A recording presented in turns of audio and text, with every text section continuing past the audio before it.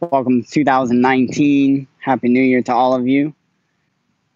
First time going live on YouTube here in the new year, so just wanted to greet all the viewers on this platform in the right way.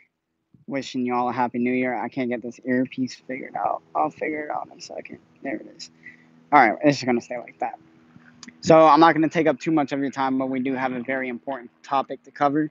As you can probably tell by the title, we're talking about stress and how it shapes our life.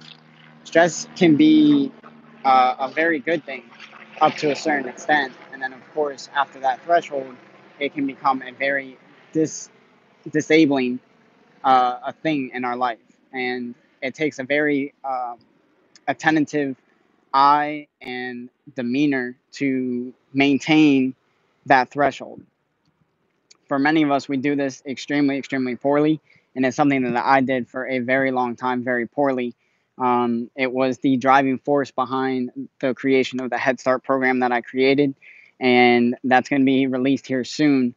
And it's going to help all of us approach stress and learn how to deal with it in a way that makes it an asset instead of a liability, something that benefits us instead of something that disables us, and that makes it our life that much more difficult. So, this idea of how stress shapes our life, um, stress provides building blocks, right? And we have one or two options to on how to utilize those building blocks. Now, number one is we take those building blocks, and this is what typically happens. Again, we have to put our ego aside on some of these conversations and allow that sometimes, what we do isn't the thing that we say we're going to do or that we wish we would do. Um, so we're going to put our egos aside for a minute, and we're going to say that we take these building blocks and we create these ceilings, right? We take all those blocks and all the failures that we have experienced in our life, and we just start to build these ceilings in our life that then create these limiting beliefs that we have. And when we look at a situation and we say, "Oh, I tried that before, but I failed, or it didn't go very well. I'm not going to do that again." Those things are hindering us from doing stuff that we really want to do. Um, so by taking those building blocks and creating those ceilings, obviously we see that it creates this hindrance in our life.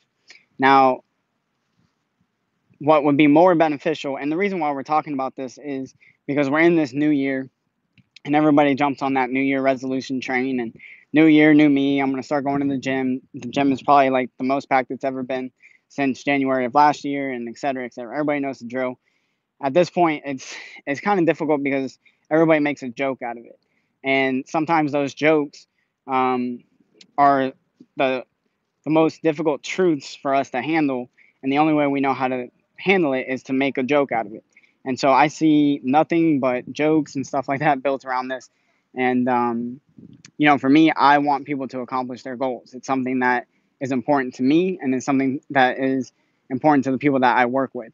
So therefore, I'm gonna take the approach that it's not something I'm gonna partake in as far as taking it on that joking side. So with that said, um, the other option that we have is to take those building blocks and create a new path, a way to bypass those limiting beliefs and to create a new direction for us to continue on the path that we set out to do and move in the direction that we want in our life. So you have the options. You have the decision to make. Am I going to take this block? Am I going to let it hinder me from pursuing on the stuff that I really want to do in my life, or am I going to use it as a tool and another brick in a new path? And sometimes, we all understand that the path of least resistance or the best path is to take is a straight line. But everybody that has gone through anything in your life, anything you've ever challenged yourself with, understands that it never goes like that. You're gonna have some highs, you're gonna have some lows. I was I was speaking with family of mine over actually over the new year, and they've been married for 54 years, and I said how have you guys done it? What's the secret? And always trying to pull information from our elders, and give back whatever I can, and in the same token. So in this situation, I was trying to get some information. 54 years, that is quite the accomplishment. Some of us can't go 54 days in a relationship. And so we have to get some advice every now and then, right? So I asked one of my uncles and I said, "How'd you do it? 54 years, that's amazing." He said, "You ever seen like a mountain? You ever seen that there's like a peak and then there's a valley?" He goes, "That's exactly what it's like. Sometimes there's highs and sometimes there's lows." And he said the most trying times are in the lows. And that's where you really have to band together because everybody can celebrate, everybody can cheer and toast together when you're on that high. But in the lows, that's when you see a lot of the true character. And so, again, that's how do you handle failure? That's a perfect, example of us trying to utilize those bricks in the way of figuring out, okay, we're in this low point right now. How do we get around whatever the issue is that we're going through at this, given moment? So take that advice and most importantly, ask yourself the question. Ask yourself, how do I let this stress shape me? Okay, ask yourself that question and see what you get from it. All right, until next time, guys, I'm Jonathan signing out. Peace.